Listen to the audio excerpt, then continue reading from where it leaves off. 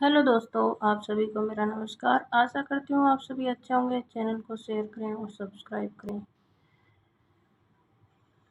केंद्रीय हिंदी निर्देशालय की ओर से देवनागरी लिपि तथा हिंदी वर्तनी का मानकीकरण का प्रकाशन कब हुआ? 1983 में। केंद्रीय हिंदी निर्देशालय की ओर से देवनागरी लिपि तथा हिंदी वर्तनी का मानकीकरण का प्रकाशन 1983 में हुआ। मानक देवनागरी वर्णमाला, प्रवर्धित देवनागरी वर्णमाला और हिंदी वर्तनी का मानकीकरण, इन तीन पुस्तिकाओं से समन्वित रूप को संशोधन और परिवर्धन के साथ केंद्रीय हिंदी निर्देशालय द्वारा सन 1983 में देवनागरी लिपि तथा हिंदी वर्तनी का मानकीकरण नामक पुस्तक का प्रकाशन किया गया है। भारतीय संविधान में अंकों के किस रूप को स्वीकार किया है? भारतीय अंकों के अंतर्राष्ट्रीय रूप को भारतीय संविधान ने भारतीय अंकों के अंतर्राष्ट्रीय स्वरूप को स्वीकार किया है। अनुच्छेद 343 में उल्लेख किया गया है, संघ की राजभाषा हिंदी और लिपि देवनागरी होगी तथा अंकों का प्रयोग वही रहेगा जो अंतर्राष्ट्रीय स्तर पर प्रचलित है। शेष अन्य दिए गए विकल्प त्रुटिपूर्ण है। विभाषा से आशय एक प्रांत की बोली है। विभाषा से आशय एक प्रांत की बोली है। प्रश्नोत्तर विकल्प के अनुसार एक प्रांत की बोली को विभाषा कहते हैं। विभाषा का क्षेत्र बोली की अपेक्षा अधिक विस्तृत होता है। यह एक प्रशांत या उपप्रशांत में प्रचलित होती है। इसमें साहित्यिक रचनाएं भी प्राप्त होती हैं। अवधी ब्रजभाषा, खड़ी बोली की भोजपुरी, मैथिली आदि हिंदी की प्रमुख विभाषाएं। सरकारी कार्यालयों में प्रयुक्त होने वाली भाषा या राजकाज की भाषा को राजभाषा तथा घर परिवार में व्यवहृत भाषा को मातृभाषा कहते हैं। इनमें से कौन सी लिपि नहीं है? इनमें से अंग्रेजी लिपि नहीं है, अंग्रेजी भाषा है। अंग्रेजी की लिपि रोमन है। अरबी उर्दू की लिपि है और गुरुमुखी पंजाबी की लिपि है। देवनागरी हिंदी की लिपि है। संस्कृत, मराठी आदि भाषाएं लिखी जाती हैं। इनमें से किस बोली का बिहारी हिंदी से संबंध नहीं है?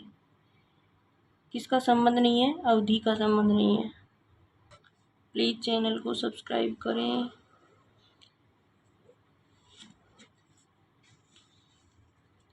चैनल को शेयर करें, सब्सक्राइब करें।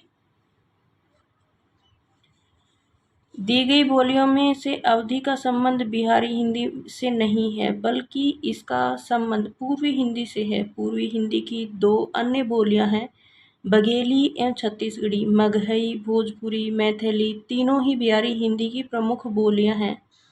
मगही किस प्रदेश की बोली है? मगही बिहार की बोली है। मगही मूलतः बिहार राज्य की बोली है। यह मगही अपभ्रंश की बिहारी उपभाषा की प्रमुख बोली है। बिहार राज्य में भोजपुरी एवं मैथिली बोली भी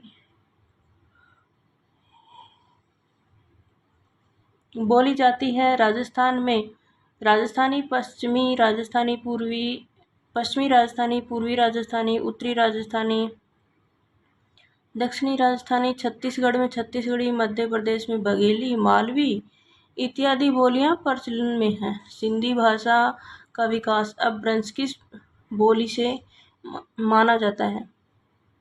ब्राचड़ से माना जाता है। ब्राचड़ अपभ्रंश सिंधी बोली, पैसाची अपभ्रंश पंजाबी बोली, मागधी अपभ्रंश भोजपुरी, मगही मैथिली बोली, अर्धमागधी अपभ्रंश अवधी, बघेली और छत्तीसगढ़ी। मुंडा परिवार का क्षेत्र कौन सा है? मुंडा भाषा परिवार का क्षेत्र छोटा नागपुर है, जो झारखंड राज्य में। मुंडा भाषा परिवार की भाषाएं भारत और बांग्लादेश को मिलाकर लगभग 1 करोड़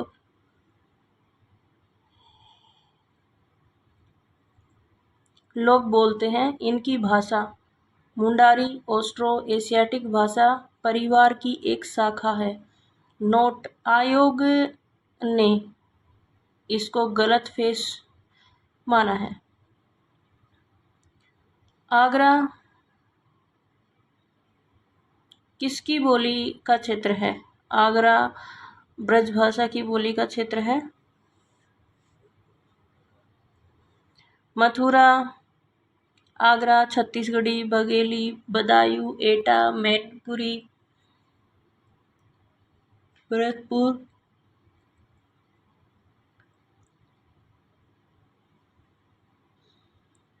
अवधी, अयोध्या, लखीमपुर खीरी, बहराइच, गोड्डा, बैरावटी, लखनऊ, सीतापुर, उन्नाव, फैजाबाद, सुल्तानपुर, रायबरेली, प्रयागराज, जौनपुर, प्रतापगढ़।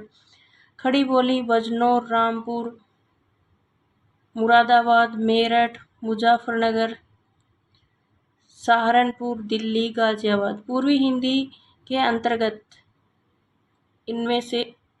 अंतर्गत अवधि के अतिरिक्त इनमें से कौन सी बोली समाहित है? बघेली समाहित है। पूर्वी हिंदी के अंतर्गत अवधि के अतिरिक्त इनमें से बघेली बोली समाहित की जाती है। यह अर्धमागधी अपभ्रंश के अंतर्गत पूर्वी हिंदी उपभाषा की बोली है। इसमें अवधी, बघेली, छत्तीसगढ़ी आती है। कन्नौजी बोली पश्चिमी हिंदी उपभाषा के अंतर्गत शोरसेनी अपभ्रंश से विकसित हुई है। शोरसेनी अपभ्रंश के अंतर्गत ब्रज, कन्नौजी और बुंदेली हरियाणवी खड़ी बोली आती है। मारवाड़ी राजस्थानी भाषा की बोली है। अब परिवर्तन की दिशाओं में अर्थ परिवर्तन की दिशाओं में अर्थाभाव शामिल नहीं है, जबकि अर्थ संकोच, अर्थापकर्ष, अर्थोत्कर्ष और अर्थ विस्तार अर्थ परिवर्तन की दिशाएं हैं। देखा जाता है कि कोई शब्द पहले व्यापक अर्थ में प्रस्तुत होता था, लेकिन बाद में उसका अर्थ संकोच से सीमित अर्थ हो गया है। जैसे पहले मृग शब्द पशुओं के संदर्भ प्रयुक्त होता था, परंतु वर्तमान में मृग का अर्थ केवल हिरण हो गया। यही अर्थ संकोच कहलाता है। संज्ञान का अर्थ क्या है? भाषा और संप्रेषण के माध्यम से स्वयं और दुनिया को समझाना।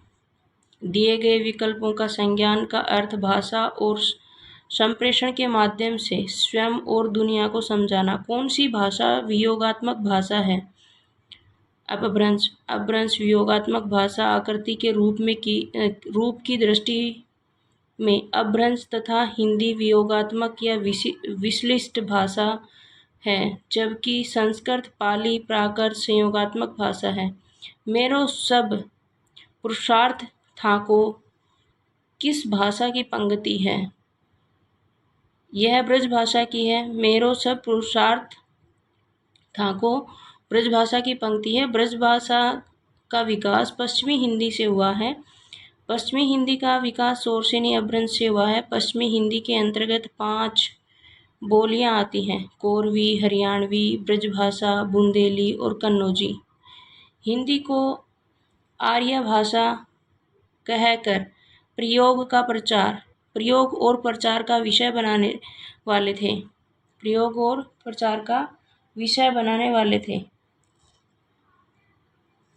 महर्षि दयानंद सरस्वती।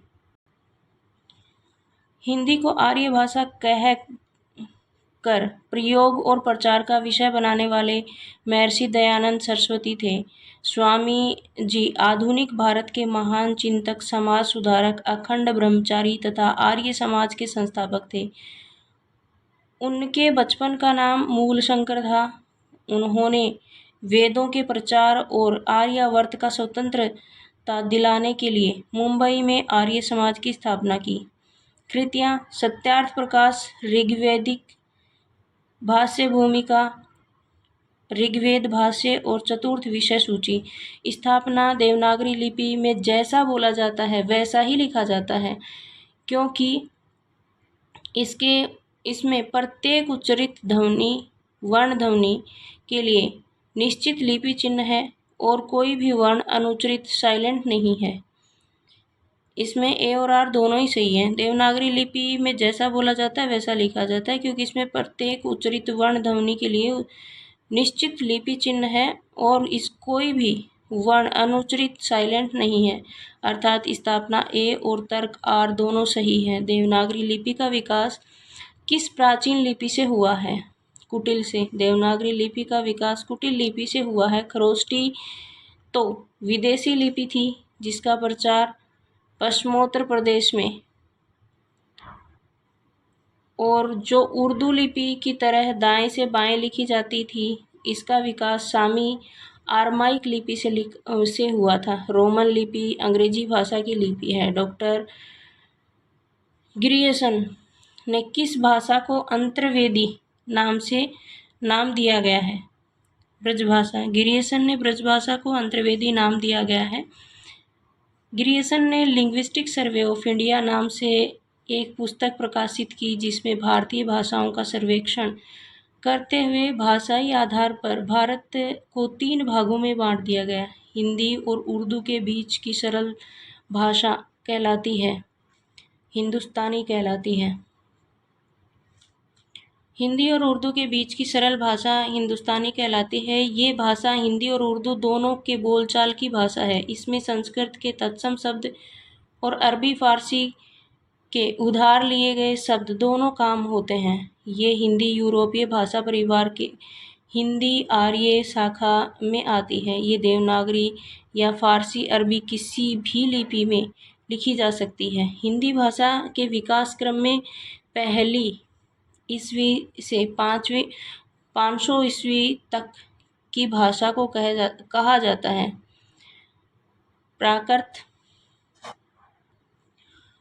कहा जाता है। हिंदी भाषा के विकास में पहली ईस्वी से 500 ईस्वी तक की भाषा को प्राकृत कहा जाता है। प्राचीन भारतीय आर्य भाषा 1500 ईस्वी पूर्व से 500 ईस्वी पूर्व तक, वैदिक संस्कृत 1500 ईस्वी पूर्व से 1000 ईस्वी पूर्व तक, लौकिक संस्कृत 1000 ईस्वी पूर्व से 500 ईस्वी पूर्व तक, मध्यकालीन भारतीय आर्य भाषा 500 ईस्वी पूर्व से 1000 ईस्वी पूर्व तक है। पाली 500 ईस्वी पूर्व से 1 ईस्वी तक, प्राकृत 1 ईस्वी से 500 ईस्वी तक, अपभ्रंश 500 से 1000 ईस्वी तक। आधुनिक भारतीय आर्य भाषा 1000 से अब तक। आधुनिक भारतीय भाषाओं का विकास हुआ। आधुनिक भारतीय भाषाओं का विकास अपभ्रंश से हुआ है। भारतीय भाषाओं का विकास क्रम। प्राचीन भारतीय आर्य भाषा 1500 ईस्वी पूर्व से 500 ईस्वी पूर्व तक, मध्यकालीन आर्य भाषा 500 ईस्वी पूर्व से 1000 ईस्वी पूर्व तक, पाली प्राकृत अपभ्रंश। आधुनिक भारतीय आर्य भाषा 1000 ईस्वी से अब तक, संस्कृत पाली प्राकृत अपभ्रंश हिंदी। आयोग ने इसका उत्तर विकल्प ए संस्कृत माना जाता है। राजभाषा आयोग गठित करने के प्रावधान संविधान में कौन से अनुच्छेद में है? कौन से अनुच्छेद में है? 344 में। राजभाषा आयोग गठित करने के प्रावधान संविधान के अनुच्छेद 344 में है। भारत के राष्ट्रपति ने भारत के संविधान के अनुच्छेद 344(1) में प्रदत्त शक्तियों का प्रयोग करते हुए 7 जून 1955 को बीजी खैर की अध्यक्षता में कुल विषयों पर सिफारिशें करने के लिए राजभाषा आयोग का गठन किया गया। इस आयोग में 21 सदस्य थे। प्रयोजनमूलक हिंदी की विशेषता नहीं है। अलंकारिता। प्रयोजनमूलक हिंदी की विशेषता अलंकारिता नहीं है। भारतीय विशिष्टता, वैज्ञानिकता, अनुप्रयुक्तता प्रयोजनमूलक हिंदी की विशेषता है। संविधान के किस अनुच्छेद में वर्णित इसमें कि संघ का यह कर्तव्य होगा कि वह हिंदी भाषा का प्रसार बढ़ाए? 351 में है। संविधान के अनुच्छेद 351 में वर्णित संघ का यह कर्तव्य होगा कि वह हिंदी भाषा का प्रसार बढ़ाए। निम्नलिखित बोलियों के क्षेत्र के अनुसार उनकी मिलान कीजिए। अवधी कहाँ पर बोली जाती है? इलाहाबाद में बोली जाती है। ब्रज मथुरा में, भोजपुरी बनारस में और मैथिली मुंगेर में। Option number D. Awadhi, Allahabad, Braj, Mathura, Bhojpuri, Banaras, Maithili, Munger. Khari Boli के जन्म का समय माना जाता है 1000 ईस्वी के आसपास। खड़ी बोली का जन्म का समय 1000 ईस्वी के आसपास माना जाता है। खड़ी बोली के प्रथम कवि अमीर खुसरो को माना गया है। शेष अन्य दिए गए समय असंगत हैं। पाली किस धर्म की भाषा है? बौद्ध धर्म की भाषा है। पाली बौद्ध धर्म की भाषा है। बौद्ध धर्म के संस्थापक महात्मा बुद्ध ने अपने उपदेश तत्कालीन समय की जनभाषा पाली में ही दिए गए हैं। बौद्ध धर्म के पवित्र ग्रंथ त्रिपिटक भी पाली भाषा में लिखे गए हैं, जबकि वैदिक ग्रंथों की भाषा संस्कृत तथा जैन ग्रंथों की भाषा प्राकृत है। हिंदी के अंतर्गत मुख्य 3 बोलियां हैं। 17 हिंदी के अंतर्गत मुख्यतः 17 बोलियां आती हैं, जो निम्नलिखित हैं: कोरवी, खड़ी बोली, ब्रजभाषा, हरियाणवी या बांगरू, बुंदेली, कन्नौजी, मारवाड़ी, जयपुरी, मेवाती, मालवी, कुमाऊनी, गढ़वाली, अवधी, बघेली, छत्तीसगढ़ी, मगही, भोजपुरी और मैथिली। आधुनिक आर्य भाषाओं के वर्गीकरण के अनुसार पूर्वी समुदाय की भाषा नहीं है। असमिया। आधुनिक आर्य भाषा के वर्गीकरण के अनुसार पूर्वी समुदाय की भाषा मराठी नहीं है, बल्कि मराठी दक्षिण समुदाय की भाषा है। मागधी पूर्वी अपभ्रंश की भाषा है। बिहारी, बांग्ला, असमिया, उड़िया। विकास की दृष्टि से प्राकृत के पूर्वकालीन अवस्था का नाम है पाली। विकास की दृष्टि से प्राकृत की पूर्वकालीन अवस्था का नाम पाली है। भाषा विकास क्रम इस प्रकार है: संस्कृत, पाली, प्राकृत, अपभ्रंश, अवहट, हिंदी। इनमें से अपभ्रंश भाषा का काल कौन सा है? 500 ईस्वी से 1000 ईस्वी तक। अपभ्रंश भाषा का काल 500 ईस्वी से 1000 ईस्वी तक है। वैदिक संस्कृत भाषा 1500 ईस्वी पूर्व से 1000 ईस्वी पूर्व तक है। लौकिक संस्कृत भाषा 1000 ईस्वी पूर्व से 500 ईस्वी पूर्व तक है। पाली 500 ईस्वी पूर्व से 1 ईस्वी तक है। प्राकृत भाषा 1 ईस्वी से 500 ईस्वी तक है। अपभ्रंश भाषा 500 ईस्वी से 1000 ईस्वी तक है। हिंदी भाषा 1000 से अब तक है। जिस भाषा में अरबी, फारसी, तुर्की शब्दों का अधिक प्रयोग होता है वह कौन सी भाषा है? हिंदुस्तानी। जिस भाषा में अरबी, फारसी, तुर्की शब्दों का अधिक प्रयोग होता है वह हिंदुस्तानी भाषा। प्रारंभिक खड़ी बोली, जबकि भोजपुरी, मैथिली, बिहारी हिंदी की बोलियां हैं और अवधी पूर्वी हिंदी की बोली है। झांसी, जालौन, हमीरपुर में कौन सी बोली प्रचलित है? कौन सी बोली प्रचलित है? बुंदेली। झांसी, जालौन, हमीरपुर ने बुंदेली बोली प्रचलित है, जबकि कन्नौजी, इटावा, हरदोई, कानपुर में ब्रजभाषा, मथुरा, आगरा में प्रचलित है। भोजपुरी बोली की उत्पत्ति हुई है। भोजपुरी बोली की उत्पत्ति मागधी अपभ्रंश से हुई है। भोजपुरी बोली का उत्पत्ति मागधी अपभ्रंश से हुई है। अन्य भाषाओं का विकास क्रम अपभ्रंश और उत्पन्न बोली। अर्धमागधी, अवधी, बघेली, छत्तीसगढ़ी, मागधी, मैथिली, मगही, भोजपुरी, सोरसेनी, ब्रजभाषा, खड़ी बोली, राजस्थानी, बुंदेली, कन्नौजी, हरियाणवी और ब्राचड़, सिंधी, पैशाची, लहंदा और पंजाबी। एक बार फिर से: अर्धमागधी, अवधी, बघेली, छत्तीसगढ़ी, मागधी, मैथिली, मगही, भोजपुरी, सोरसेनी, ब्रजभाषा, खड़ी बोली, राजस्थानी, बुंदेली, कन्नौजी, हरियाणवी और ब्राचड़, सिंधी, पैशाची, लहंदा और पंजाबी। मगही किस उपभाषा की बोली है? मगही किस उपभाषा की बोली है? तो बिहारी भाषा की उपबोली है मगही। मगही बिहारी हिंदी उपभाषा की बोली है। इसमें मगही, मैथिली, भोजपुरी आदि हैं। हिंदी के अन्य उपभाषा बोलियां: राजस्थानी, जयपुरी, मेवाती, मालवी, मारवाड़ी, पश्चिमी हिंदी, ब्रजभाषा, खड़ी बोली, पूर्वी हिंदी, अवधी, बघेली, छत्तीसगढ़ी। एकाक्षरी भाषा परिवार से तात्पर्य है: चीनी भाषा परिवार। एकाक्षरी भाषा परिवार से तात्पर्य 3 भाषा परिवार से है, जबकि सेमेटिक हेमेटिक परिवार, कॉक्सियन परिवार और ऑस्ट्रेक्सियन और एशियाटिक परिवार सभी असंगत हैं। आधुनिक भाषा विज्ञान का जनक कौन है? सोएसुर। आधुनिक भाषा विज्ञान के जनक सोएसुर हैं। पुस्तक, प्रसिद्ध पुस्तक कोर्स इन जनरल लिंग्विस्टिक है। निम्नलिखित आधुनिक भाषा में किसका संबंध अपभ्रंश की पैशाची बोली से है? किसका संबंध अपभ्रंश की पैशाची बोली से है? पंजाबी। आधुनिक भाषाओं में पंजाबी भाषा का संबंध पैशाची अपभ्रंश से है।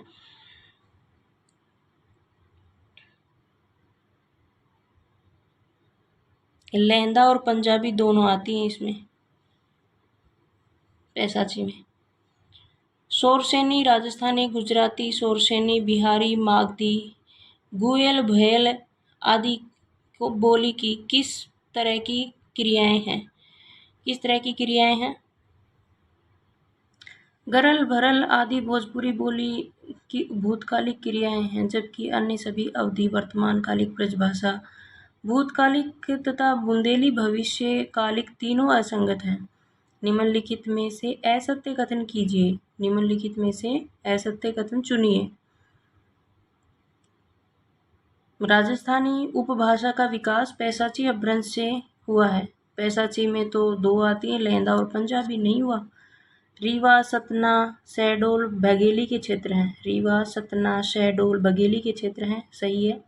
वर्धा की राष्ट्रीय भाषा सुधार समिति की ओर से देवनागरी में जो सुधार हुआ वह स्वर खड़ी के नाम से जाना जाता है। ये भी सही है। खड़ी बोली का एक अन्य नाम कोरवी है। राजस्थानी उपभाषा का विकास पैशाची अपभ्रंश से हुआ है, जिसका सही रूप इस प्रकार होगा। राजस्थानी उपभाषा का विकास सोरसेनी अपभ्रंश से हुआ है। निम्नलिखित भाषाओं का सही अनुक्रम है। पाली, प्राकृत, अपभ्रंश और अवहट। दिए गए भाषाओं का सही अनुक्रम है। पाली 500 ईस्वी पूर्व से 1 ईस्वी तक, प्राकृत 1 ईस्वी से 500 ईस्वी तक, अपभ्रंश 500 ईस्वी से 1000 ईस्वी तक, अवहट 500 ईस्वी से 1400 ईस्वी तक। 11वीं से लेकर 14वीं सदी के अपभ्रंश रचनाकारों ने अपनी भाषाओं को अवहट कहा है। अवहट शब्द का सर्वप्रथम प्रयोग ज्योतिश्वर ठाकुर ने अपने वर्ण रत्नाकर में किया गया है। अवहट अपभ्रंश का ही प्रवृत्ति या परिवर्तित रूप है। डॉक्टर सुनीति कुमार चटर्जी ने अपभ्रंश और आधुनिक भारतीय आर्य भाषाओं के बीच की कड़ी को अवहट कहा है। निम्नलिखित में से कौन सी हिंदी की उपभाषा नहीं है? पंजाबी हिंदी की उपभाषा नहीं है। पंजाबी हिंदी की उपभाषा नहीं है। हिंदी में उपभाषा की संख्या 5 है, जो इस प्रकार है। पंजाबी हिंदी, राजस्थानी हिंदी।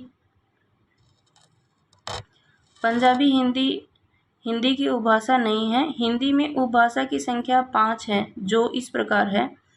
पश्चिमी हिंदी, राजस्थानी हिंदी, पहाड़ी हिंदी, पूर्वी हिंदी और बिहारी हिंदी। निम्नलिखित में से कौन सी पश्चिमी हिंदी की बोली नहीं है? बघेली नहीं है।